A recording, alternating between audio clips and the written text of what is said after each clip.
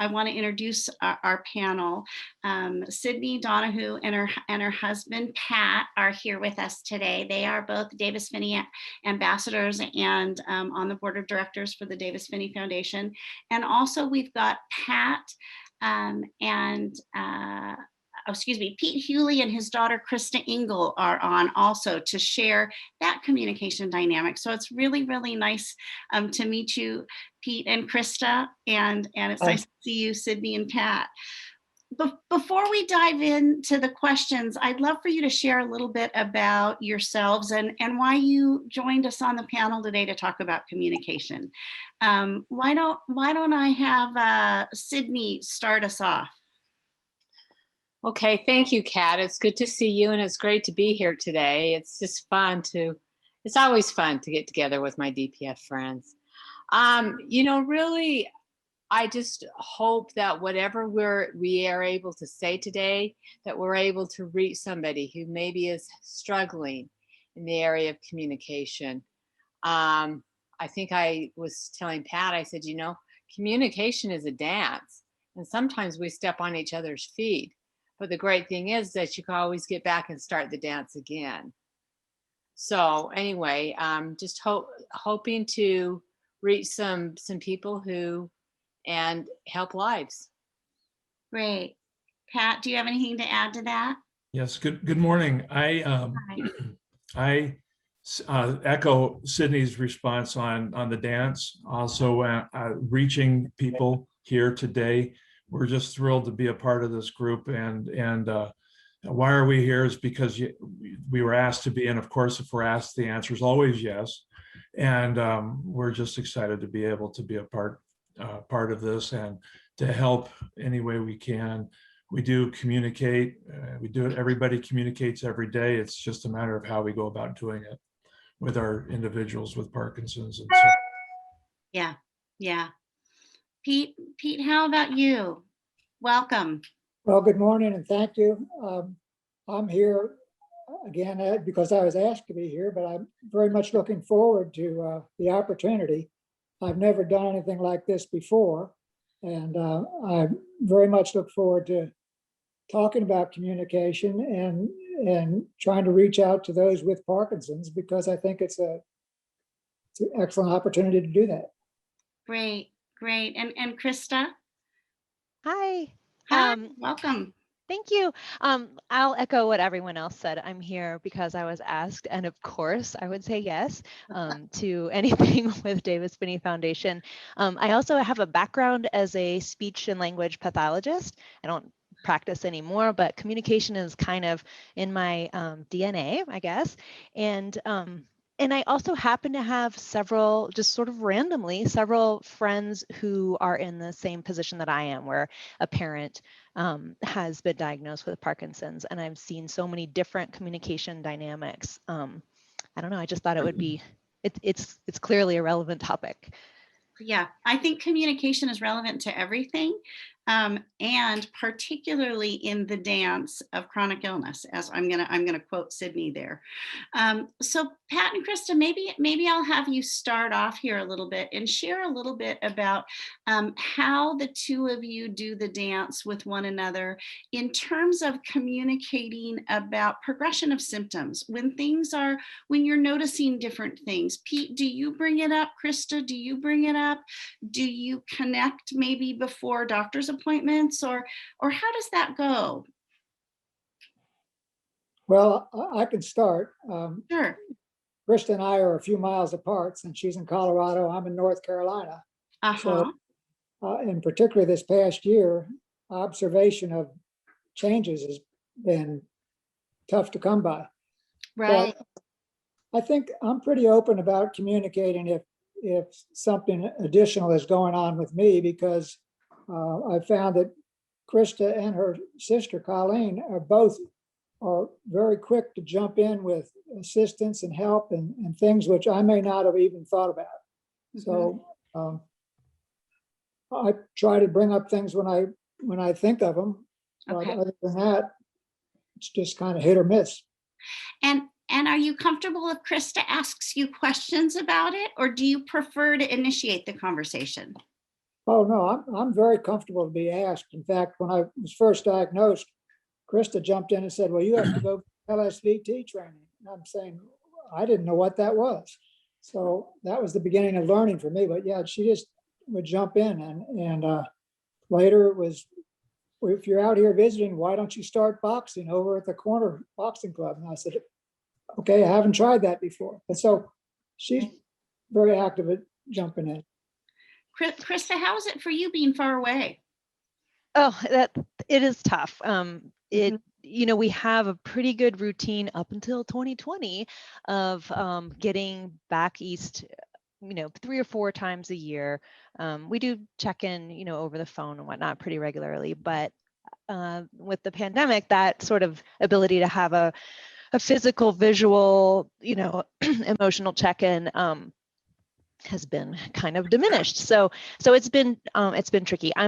I feel very lucky, and this is in comparison to some of my friends that I've mentioned before. I feel very lucky that my dad is very, or at least I perceive that he's very open about, the symptoms that he's experiencing and the plan that he has for what he's going to do next. He's always sort of approached things in that way, like learn about it and act on it, learn some more and act on it. And so I feel really lucky there. Not sure if I totally answered the question, but You did. yeah. Okay. You did. I think being far away, my dad had Parkinson's and lived far away. And I found that it was important to ask questions in a good time when he was able to hear it, and also be honest about my need to know so that I could help advocate, and not because I was trying to be nosy, perhaps. Right, exactly. Yeah. Well, and I don't want to diminish the role of my mother either. Sure. She could easily be on this panel as well. I think we are lucky in that we have a pretty good family dynamic, pre-Parkinson's. And so we've really been able to rely on that. I count on my mom to, push my dad to say things that need to be said if that's something that needs to happen. We're not like a, talk around people's behind your back type of family, but I do count on her as, as my dad's life partner, to really be supportive in that way as well, and keep the lines of communication open.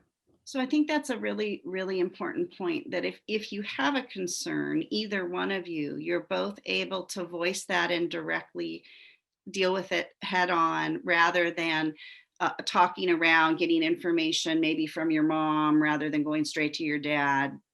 I think that's a helpful open communication style. Thank you. All right, Cidney and Pat, are you ready to be on the hot seat?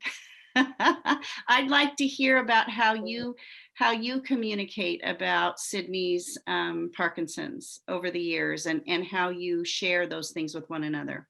Well, the first time I saw a symptom of Cidney's, we were in Washington, D.C., enjoying the sights. We had just left the White House and we were walking to the Washington Monument, and I had fallen a little bit behind, and I'm watching Cidney and her arm is kind of sticking out.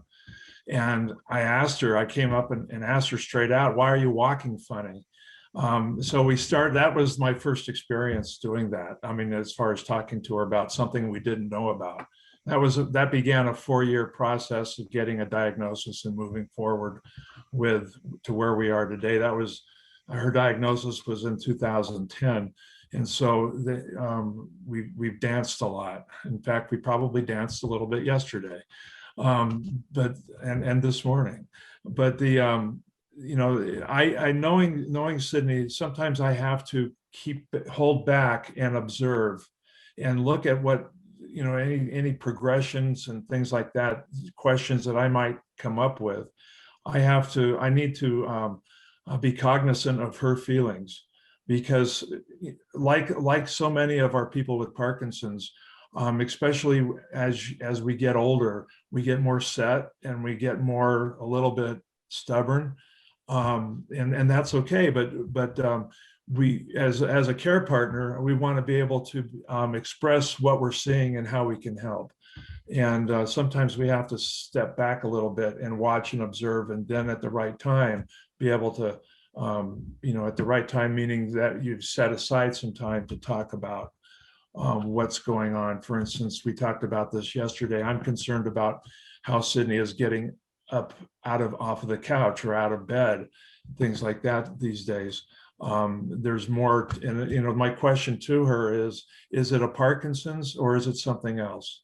What part of what I'm seeing is going on here? Mhm. And then we have the conversation. Hi, Sid. You want to jump in? I'd love to hear how that feels for you when Pat, so even back in Washington, D.C., when he noticed your hand was doing something funny, how did that feel, him bringing that up, or yesterday talking about getting off of the sofa or out of bed? Well, honestly, back in Washington, D.C., almost 15 years ago, I had no idea what he was talking about. Mm. It was not something that I even noticed. So I just said, I don't know. I have no idea. But then again, little things kept happening after that. At this point, so I think it's really true about, being a little bit cognizant of how the person with Parkinson's feels. Because you probably know this, and probably everybody on here with Parkinson's knows this, so we can be a little bit sensitive about, progression.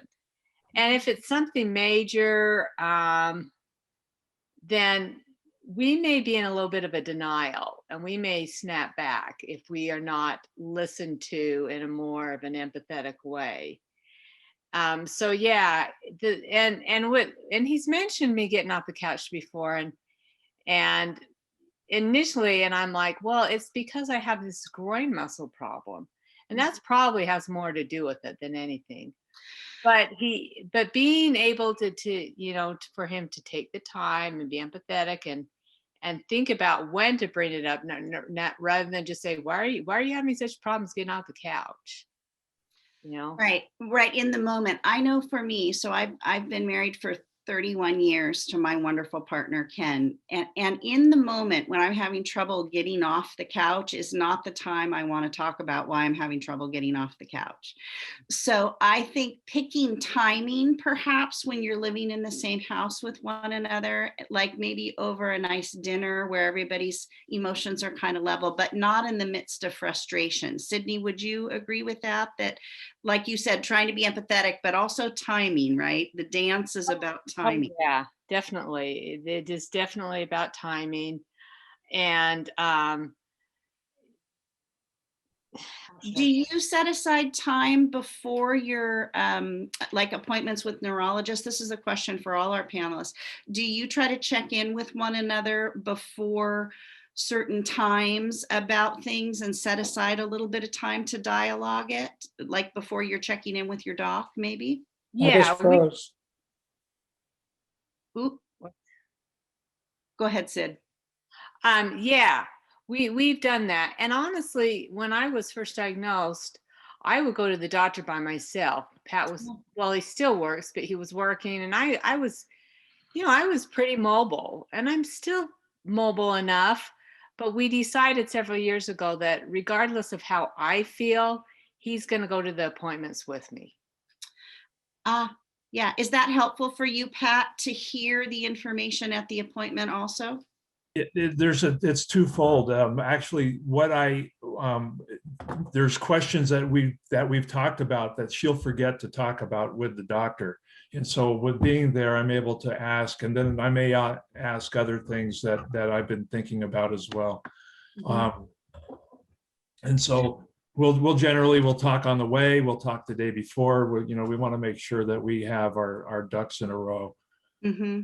And how about you, Krista and Pete? So you're in different places. Do you get involved in that conversation at all, Krista, or do you kind of leave that to your mom and your dad to kind of strategize? It's mostly my mom and dad go to the appointments together, pretty much always, as far as I'm aware. Dad does let us know when the appointments are upcoming, and and always gives us the debriefing at the end. So I do feel kept in the loop in that way, but not particularly like I have any responsibility. Got it. Pete, how does that work for you? Do you find it helpful to have your wife go and then be able to feed information back to the kids? Oop, you're on mute. Pete, can you unmute yourself? There you Sorry, yeah, I got That's frozen okay. off there for a second. So, yeah, very much so, because it's something, years ago, I had another medical condition, and it was very important to have both of us in the office at the same time. So we're hearing the information, and then we can kind of put our heads back together. But we, as it turns out, have to drive about 250 miles to go to my neurologist. And this past year has been a benefit in that we've been doing that online, so I don't have to go anywhere. But it's very important, I think, to have both of us there, because we can talk about it before we go. I make a list of things I want to talk about and check those off as we're going through the office visit. But then when we're done, kind of do a little talk about what we just did. And also, while we're in the office, I make sure that she speaks up about anything she's observed, because I think that's very important. Yeah, and I often find that if I have my my husband with me, that the neurologist will engage in questions for him as well. Have you noticed, or do you see, or and though most of the visit is directly with me. Cidney and Pat, how do you disseminate information to your children? I'm curious to know, do they ask pretty directly if they're concerned, or do you have kind of powwows about it, pardon the expression, but like a dinner time together, where you sit down and chat about it? Well, we don't, but I think that's a really good idea. We Yeah. have kids that live here with us in Las Vegas and kids that live around. Right. And so I think the kids here know more about what's going on than the ones that live out and about. But it's really kind of informal. They may ask questions, but honestly, they don't ask a lot. Mm-hmm. And I think part of that is because I don't always look like I have Parkinson's. I feel like I have Parkinson's. And so they don't always see, so they don't think to ask. Pat, did you want to add to that? Well, I mean, we are a blended family, of course, but so Cidney's 3 children live here in Las Vegas, and my 3 children are spread out in other states, one of which is in Colorado, and I was there on last weekend with our number 11 grandchild coming in. So anyway, throwing that one out, it was fun.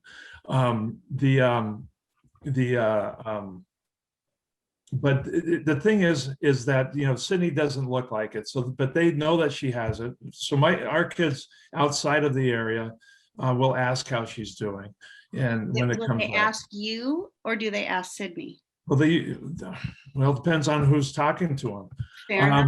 Fair Yeah, enough. I mean, usually it's me, but we have 5 grandchildren coming today from out of town that will be here today, and they'll ask questions, and my daughter and her husband will ask questions, and we'll be able to get more of a hands-on look at things and how things are.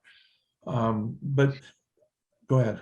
I suspect the discussion is often around all those grandchildren and Yeah. not around a disease process, which is probably good. But I'm curious about how we disseminate information to our loved ones a little bit. Right.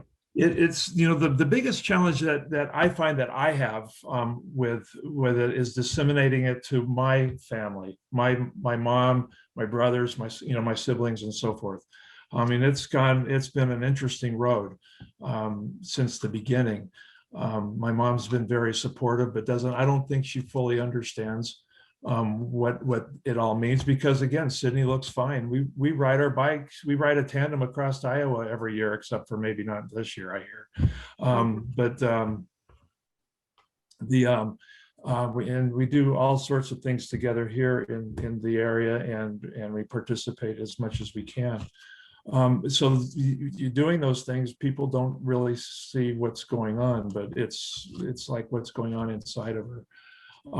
I wanted to just point out that the fact that, as a care partner, it's important to understand that our people with Parkinson's have a diagnosis, and they have a disease, and it belongs to them. I went through a big undertaking of learning that.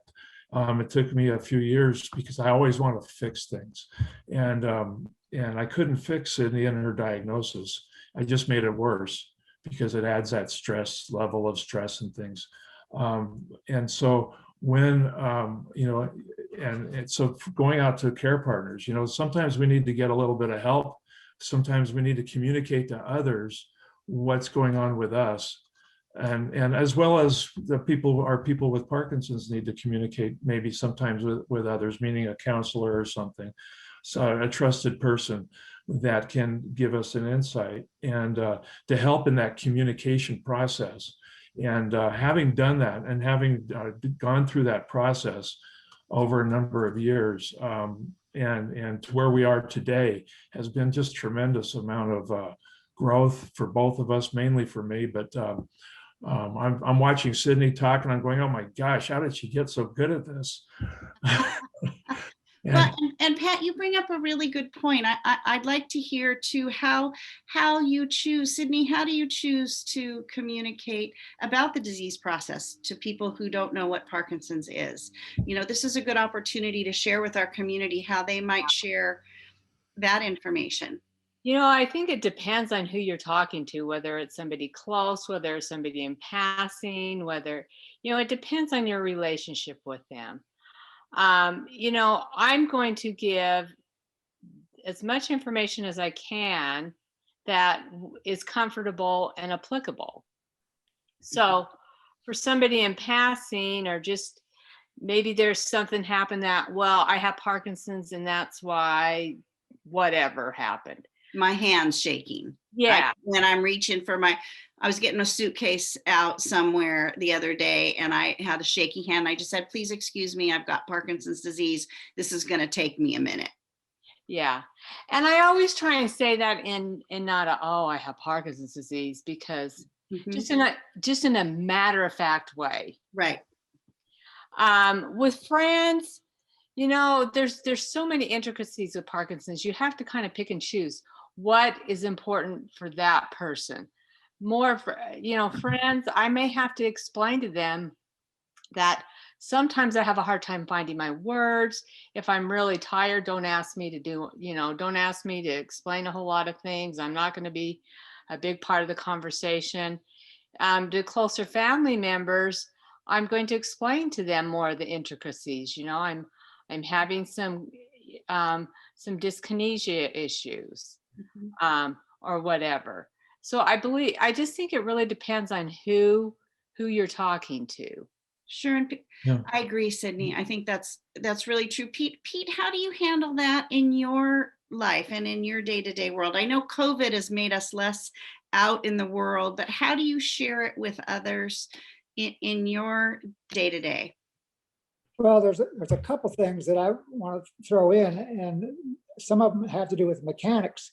For communication, for me in particular, I don't hear all that well. So it's very important that I keep my hearing aid tuned up and up to the best ones I can get, because otherwise you're not hearing the person you're trying to talk with. So you're not understanding what they're even asking. So one is making sure that your hearing is good. And secondly, my voice as part of the disease kind of dropped off. And so it's now more on me to be very intentional about keeping my volume up and active. Or otherwise, I'm just sitting there mumbling to myself and nobody knows what I'm saying. So Right. I got to make sure that the input and the output are working technically. And then if, depending on what the situation is, I'll go into whatever, getting my vaccination. I told the person I had Parkinson's so they wouldn't think I was too nervous about getting the vaccination. Yeah. That's the least of your worries, right? Yeah. And then, I might tend to use email or messaging more to get messages out, because the voice doesn't work as well and the ears don't work as well as they should, even not under the best of circumstances. Yeah, fair enough. Fair enough. All right. I have one other kind of big one to tackle. And this is coming from my own long marriage here. So there are times where Ken might bring something up that frustrates me in the moment. And I feel like it's my problem, my issue. Don't ask me again if I've taken my medicine, or, what's going on with me. And I know that for me, I have to let myself feel it and then tell him, honey, I'm not ready to talk about this, or can we talk about it later? How do you guys deal with that? Sid, Pat, if you're frustrated in the moment, Cidney, how do you do that without taking somebody's head off? Yeah, I think sometimes I do take somebody's head off, but but I think I'm more like you, where I just have to stop and say, I'm just not ready to talk about it. Just give me some time. Mhm. And I don't always know how much time that's going to take. Right. Fair enough. Yeah. Pat, if she does that, are you comfortable circling back around if you need an answer, or do you wait it out? Do you wait for her to bring it up? Am I comfortable? No, I want to fix it now. Fair enough. Fair enough. But I am learning to circle back. I am learning to be patient and handle those things where if she doesn't want to talk about it, then that's fine. It's if it's a big deal, she'll talk. I'll know if it's a big deal. And Sure, right. but And is that part of the agreement too? Is part of your agreement, and this is for all of the people with Parkinson's, that if there's a big issue, that you agree that you'll bring it up so that our care partners don't have to worry? Yeah, I think it's important that our partners cannot read our minds. They just don't always know. And so I think that was part of the dance that we really had to learn, was to not think that the other person knows what's going on, that they're not intentionally trying to either annoy us or bother us or push us, that they don't know. Mm-hmm. Mm-hmm. How about for you, Pete?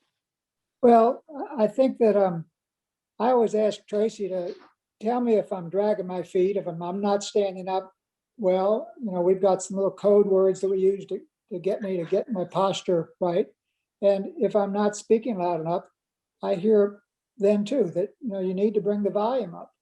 And it's so I welcome that input, because I need the feedback. Otherwise, you tend to just sort of crumple down into yourself, and you need to. It's hard to think about all the things that you need to do that you didn't used to have to think about. So you get someone to help you keep on track. Yeah. Oh, I want to thank you all for coming out here and talking about some of the easy and some of the tough things about communication. And I could probably talk about this all day with you all, but I think for the sake of our program and for the sake of us needing to maybe get up and stretch our legs and taking a little break, I'm gonna wrap us up. Thank you so much for joining us today, you guys, and we hope we shared a little bit, some tidbits with you all, our listeners.